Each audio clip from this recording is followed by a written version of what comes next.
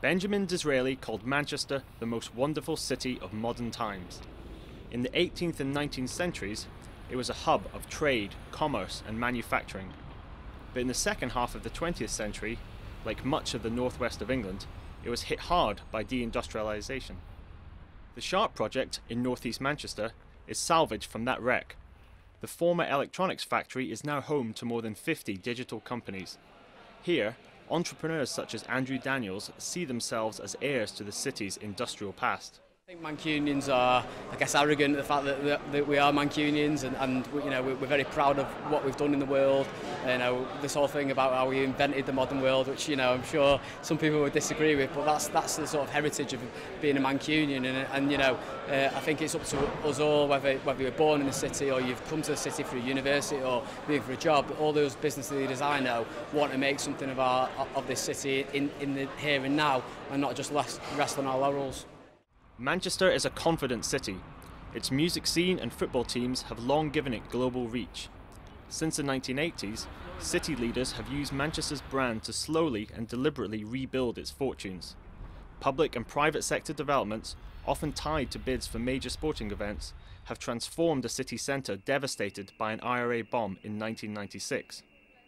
This approach to the core of the city is being expanded to the outskirts. The Sharp project probably epitomises more than lots of other regeneration projects, the new Manchester and the new way forward. We are not in the city, so we're not in the brand new legal, corporate, pea-lit trees environment, which actually is the heart of and makes the city glow and glisten.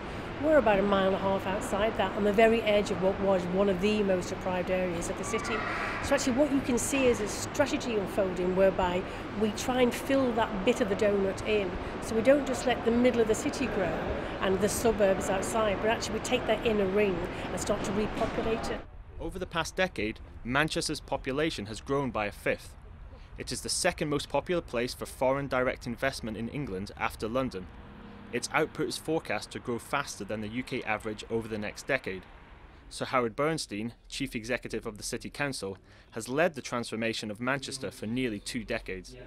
And what we tried to do over the last 20 years is progressively choose to focus on our assets, our key university, our airport, our skills, capability, the inherent entrepreneurialism of Manchester people, and steadily start to widen, deepen and diversify our economic base. And Manchester today is clearly a very different place than what it was. The success and pluck of Manchester has not gone unnoticed in Westminster. Last year, in a deal dubbed Devo Manc, the Greater Manchester Combined Authority, which includes Manchester and 9 other boroughs, received unprecedented control over public spending. From Scotland to Wales to Northern Ireland to the cities of England, the UK, long one of the most centralised countries in Europe, is having a centrifugal moment. That devolution is a must, it's an imperative, because we're seeing increasing evidence that national delivery models don't work. We're seeing how we need to change the way we skill up local people. We need to change the way we encourage people into work. We need to change the way in which health and social care is integrated. We need to change the way we prioritise our infrastructure. George Osborne, Chancellor of the Exchequer, wants Manchester to be the fulcrum of a so-called northern powerhouse, a Chicago-sized conurbation that he believes can help rebalance the UK economy. But the success of this plan will not be determined in shiny central Manchester, but in places such as Oldham, a town northeast of the city.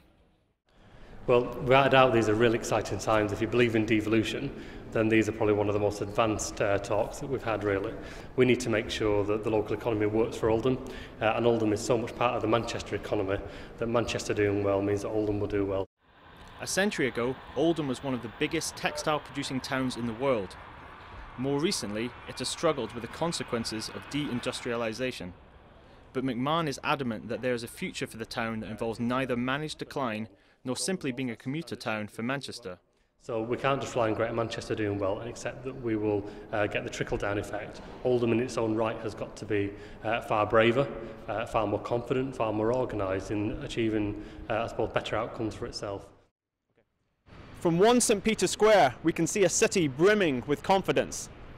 A resurgent Manchester is at the heart of 2 big trends affecting Britain.